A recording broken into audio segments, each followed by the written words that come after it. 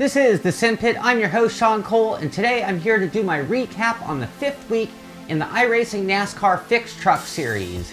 Now this week I started things off with my preview of the track and a good solid qualifying run setting us up for the racing this week to come. We established a few things about race situation here at Gateway, things like dealing with a loose truck, racing the track, not the trucks around you. We also talked about tire fall off and tire wear in general. All week long people were scared. You could tell that people were afraid of this track, and dealing with this loose truck was going to be very difficult for everybody involved. Now for me, my personal life was going to get in the way a little bit this week, and it was going to change my schedule and it was going to limit my free time. Work was getting very busy and I had a lot to do to get caught up on this very series. I was also coming off my weekend of fun, the LA Auto Show, a second day at Allenberg Racing School, and then the King of the Wing event at Irwindale with the full wing sprint cars going around for a night of fun. And this was going to really limit my ability to race much this week. I was only going to get in 1, 2, maybe 3 races if I was lucky.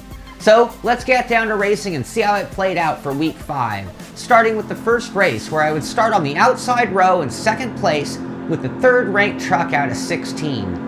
The leader of the race didn't start and I still started in second, but the guy in 3rd place was now taking the point.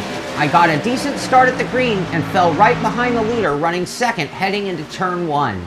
We both took the outside line trying to prevent any spinning on cold tires. The leader then touches the wall slightly and I am forced to go under him down the backstretch. The 6th truck gets a great run down low and starts to pass us both. He and I fight it out all the way around to the line with him winning the 2nd spot back. On lap 2, coming off of turn 4, the 7 truck gets a little wiggle and I get a run down low. We continue this battle all the way into turns 1 and 2 and then have a very scary moment as I get sideways loose coming off of 2. I do everything I can to save the truck, collect myself, and continue racing. Here's what it looked like from the cockpit of the 4 truck, who would now take over the 3rd spot. I was then running in 5th place, and on lap 5, the 12 truck running in 6th would also get loose coming off of 2. He almost saved it as well, but a slight tap from the truck behind, and he went around and hits the wall. The rest of the field was still charging under green flag. On lap 6, after collecting myself, the 7 and 9 trucks start to go at it ahead of me. The 9 truck takes the low line into 1, and I follow behind him, keeping the 7 truck up on the high line. Coming down the backstretch, we are dead even, but I get the edge going into 3 and make the pass stick, taking back the 4th spot. On lap 9, the 2 trucks up ahead of me start to fight again. I follow the low line truck again, hoping to repeat what had happened the lap before, but this time it is that truck that spins and saves it, allowing me to go by for 3rd place. The 11 truck spins in the same spot immediately following, and you can see the amount of difficulty that people are having with this track. That spin did bring out the caution, and you would see nearly everyone enter pit lane. I did a good job of getting off pit lane and would restart in the 2nd spot once again, with lap cars underneath for a single file restart. That restart came on lap 14, and the 6th truck just blew me and everyone else away with his start. He took a very wide line and then turned in at the last moment, so he was as straight as he could be as he punched the gas and got nearly a 4 truck lead over me. We both cleared the lap down truck and we are back to racing. But that was short-lived as the 11 truck spins and brings out the 2nd caution of the day. The next restart would come on lap 21, and this time I follow the 6 truck on that wide starting line. He gets a good jump on the gas and gaps me early again, establishing the lead. This run would be brief, however, as on lap 24, another caution would strike as a few injured trucks got into each other coming off of turn 2. And this is when the real decisions are made. Am I going down pit lane, or am I going to stay out and keep my track position? I decide I will do what the leader does, and he goes down pit lane. I do the same, and I know that I'm going to take 4 tires and no fuel.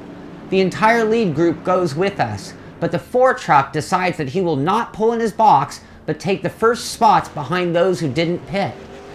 The 16 and 13 trucks take only 2 tires and make it off pit lane first. However, the 16 truck picked up a penalty and had to go to the rear of the grid. The 6 truck maintains the spot ahead of me as we get off pit lane.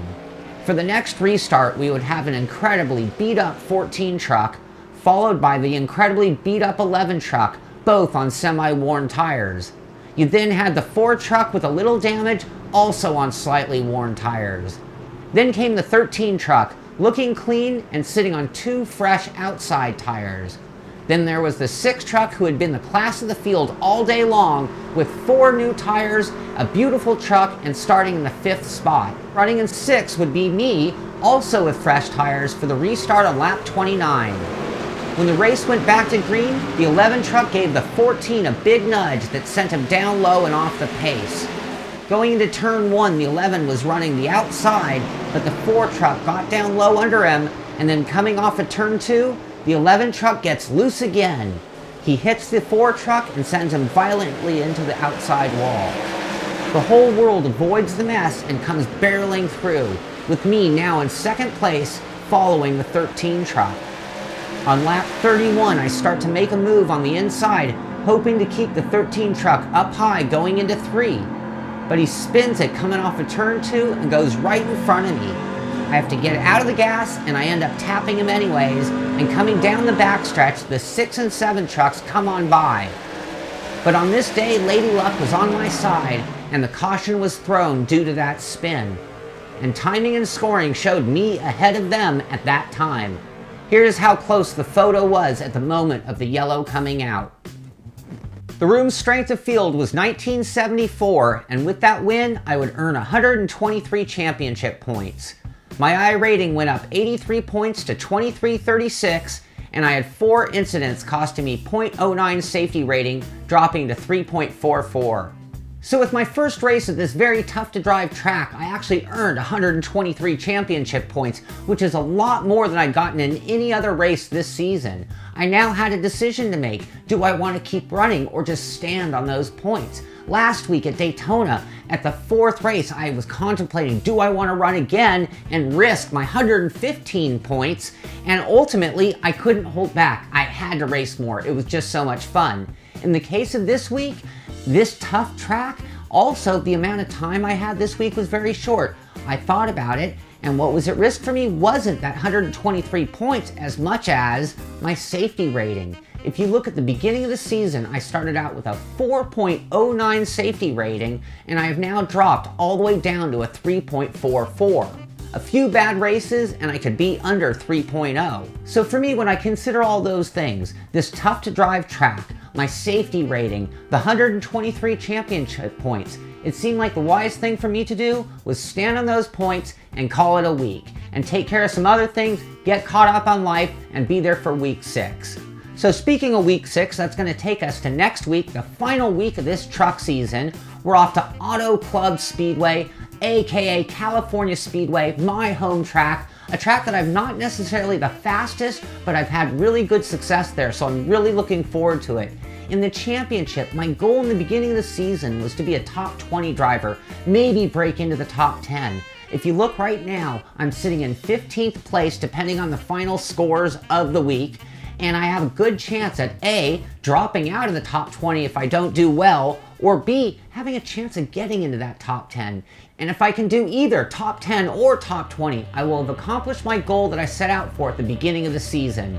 So that's going to do it for this show. If you have any comments, any questions about this series, about this video, please head over to thesimpit.com, look for this video, and post your comment there. I'm going to do my best to get back to every single comment made so you can have the answers you're looking for. This is The Simpit. I'm Sean Cole, and I'll see you on the track.